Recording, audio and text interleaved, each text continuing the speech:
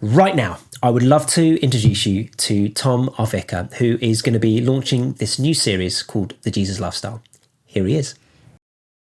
Have you ever had one of those moments where you think, oh my goodness, my life has become too busy? You know you're too busy when you find yourself checking emails on the loo. You know you're too busy when you find yourself jumping in your car to drive just 500 metres up the road to football practice because you're running late. I knew I was too busy when I found myself rummaging in our card drawer at home late on Easter Saturday to try and find an Easter card for Katie, and all I could find was a very cringy thinking of you card. Speaking of cards, I once phoned my mum on Mother's Day and I said, I'm so sorry that I was just so busy and didn't get round to sending you a card. And she said, Tom, you did send me a card. And I was like, oh my goodness, I'm so busy that I had forgotten that I had remembered the Mother's Day card. Now, this period of lockdown seems to be giving a lot of people an opportunity to take stock of their lives, to think about some of the changes that they want to bring about in their lives once the period of lockdown ends. And I do want to caveat that by saying I know that there's a whole bunch of people who have had zero space in this period of time. Your life is busier than ever for all sorts of reasons. But as I've talked to people, there does seem to be a number of themes emerging of people evaluating their lifestyles. One of those things is, I long for my life to be less busy. Another one is, I want to be more local. I'm loving the fact that our street are now supporting one another and we're WhatsApping each other saying, can I buy food for anyone? One guy I was speaking to who commutes up to London every day has discovered that his job works perfectly well from home, and he's going to go back to his company and say, look, can I just commute one day a week? I want my life to be more simple and more local. Another theme I hear people talk about is I want to be less distracted. More present with people, more in the moment. I want to have more time, especially for the ones that I love.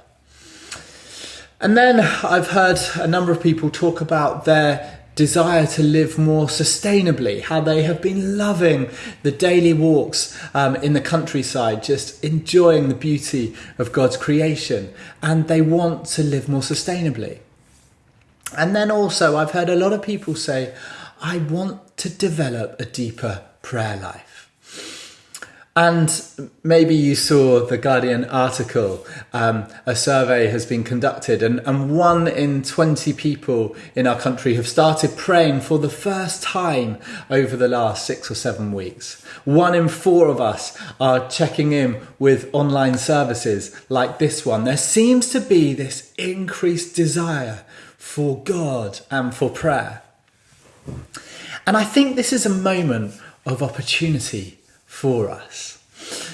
Last week, John spoke brilliantly on how we are called to live a radically alternative lifestyle. Instead of conforming to the culture around us, we are to model our lives on Jesus' lifestyle. And Jesus lived this unhurried life. He travelled light. He prioritised friendships and shared meals and walks in the mountains, solitude and prayer. Jesus had this ability to be entirely present in the moment, never distracted, never looking over his shoulder or rushing off to the next thing. And so over the next few weeks, we want to give some serious thought to Jesus' lifestyle. And this is the title of this little series of talks that we'll be giving. Jesus famously said this, I am the way and the truth and the life. And most of the time, when we study Jesus, we think of Jesus as the truth. We focus on his teaching. We focus on theology, on the big theological themes of his life and what they reveal about God. But we rarely focus on Jesus as the way, on Jesus' way of life, on his habits and pastimes, his rhythms and routines. Do you know, it's no coincidence that the early church were not called the church, they called themselves the way. Being a follower of Christ was more than a set of beliefs. It was this radically alternative way of life. I like the quote from Eugene Peterson, and he says this: "The Jesus way, wedded to the Jesus truth, brings about the Jesus life." Last summer, we travelled down to the south of France for our holiday. We camped in the Provence region, but up in the mountains. And we didn't know, but we had come to a region that's famous for climbing. So as I'm sat there on my lounger, sunbathing by the pool with a beer and a book, I noticed these climbers and this one particular family with children similar age to ours, and they were coming back from a climbing expedition. And so I was intrigued, and the next day we walked out into the gorge and we saw these huge cliffs and all these climbers in their gear, in their special shoes and harnesses, coming down over these kind of hang tops, and it looked incredible. And I could sort of feel this slight jealousy rise up within me that I want to be up there with them. And then the next day that I was by the pool, I got chatting to this family, and they said, "Oh yeah, we were up at like 5:30 this morning. That's the best time to climb." And then I noticed that the dad was doing a lot of like pull-ups, and there was a climbing wall in the campsite, and he kept going into this climbing wall and sort of gripping on these overhangs. And I was thinking, yeah, I would like the life that climbing brings, that exhilarating moment on the cliff tops, but I could do without the lifestyle. I don't want to be getting up early on holiday or doing pull-ups. I want to be sitting by the pool sipping a beer. And maybe that's often how we think about being a follower of Jesus. I long to experience life as Jesus experienced it, to know the intimacy and power of God, and to experience Jesus' fullness of life and his resolute peace. But am I prepared to adopt the lifestyle of Jesus? Well, I don't know about you, but I'm up for it. I'm open to making changes to my way of life in pursuit of the life that Jesus talks about, life in all of its fullness. And so what I hope we can do over the next few weeks is to seek to recover something of Jesus' way of life.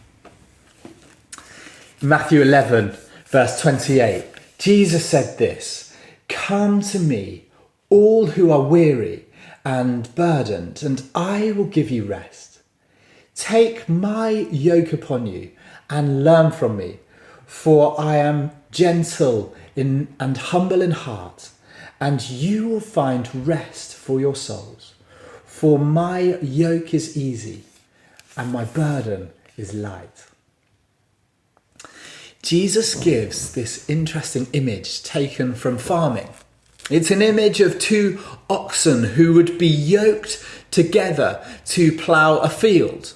Often an older, more experienced ox would be yoked next to a younger, less experienced ox.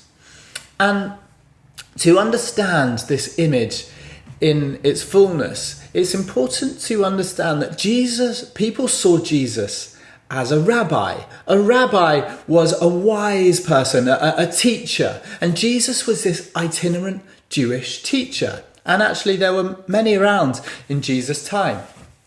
And in the first century, the yoke, this beam of wood that went over the neck of the ox, it was an idiom to describe the teaching of the rabbi. And lots of rabbis had their own distinctive yoke or form of teaching. And the yoke described how to shoulder the crippling weight of life. And that might be marriage, divorce, prayer, money, sex, conflict resolution, government, all of it. Each rabbi would have their particular teaching, their yoke. And Jesus said, "My yoke is light. My teaching to help you shoulder the weight of life is light. Yoke yourself to me. Learn my rhythm, my way of doing life, and you will recover your soul.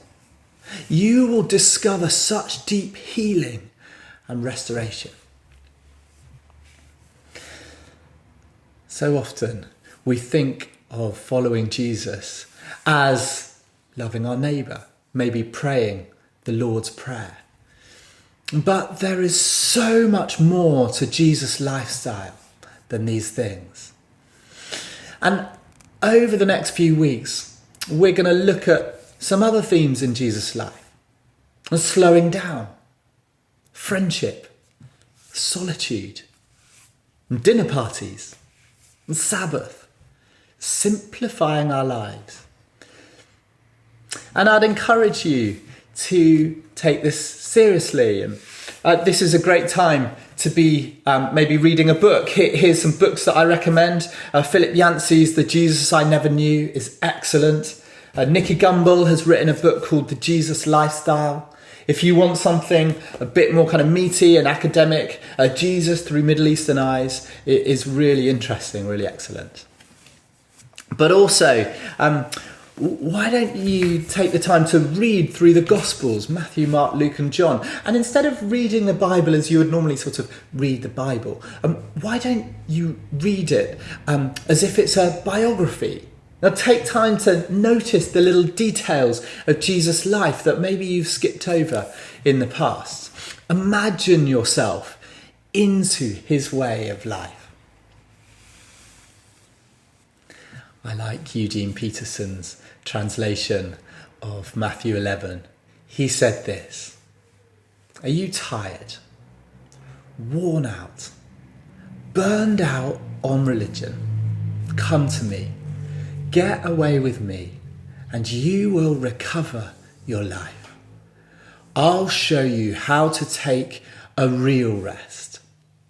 Walk with me and work with me. Watch how I do it. Learn the unforced rhythms of grace. I won't lay anything heavy or ill-fitting on you. Keep company with me, and you will learn to live freely and lightly."